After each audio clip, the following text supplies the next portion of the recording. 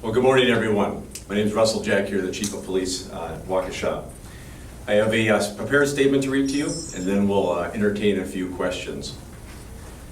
On Friday, August 14th, 2015 at 8:13 p.m., squads responded to assist the Waukesha Fire Department with a subject in the 200 block of Albert Street. Upon arrival, it was discovered that a 40-year-old male victim has sustained apparent gunshot wounds. He was transported to Waukesha Memorial Hospital, where he was later pronounced deceased. The victim has been identified as Kevin J. Hueman, Hueman, with a date of birth of December 25th, 1974. We used every resource available to identify and arrest the suspect in this case.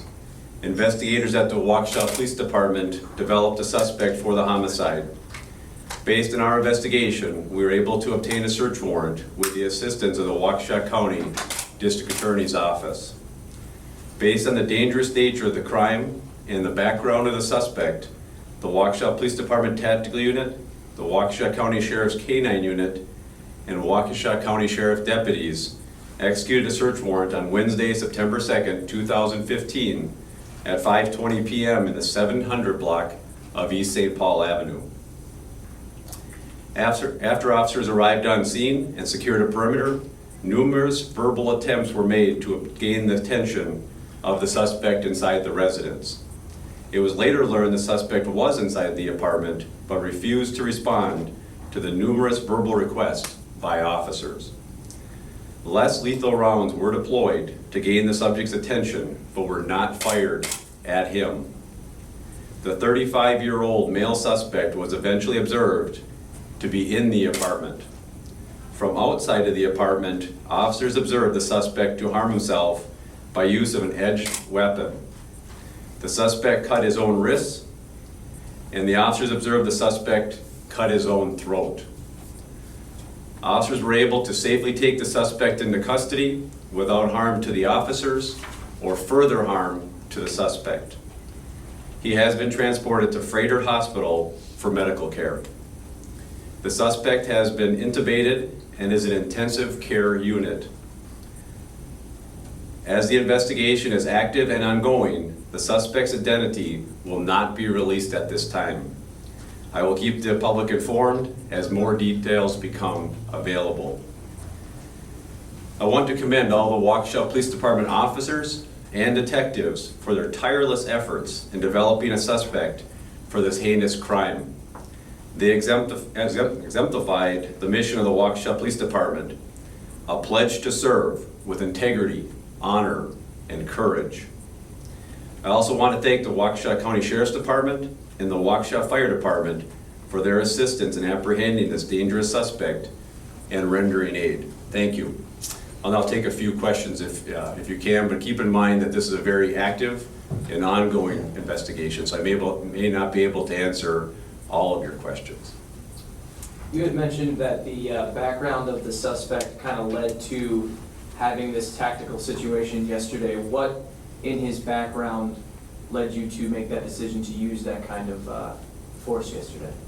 In general terms, I can tell you that he's had many contacts with law enforcement and for crimes that would justify us using the tactical unit. I can't get into the specifics of what each and every one of those crimes are at this time, but based on his criminal background, to be more specific, his criminal background, that it necessitated the use of the tactical unit, along with the obvious homicide investigation that we were investigating. Do you have a motive for the homicide at all? At this time, we are looking into all avenues for motives. We have not been able to interview the suspect yet.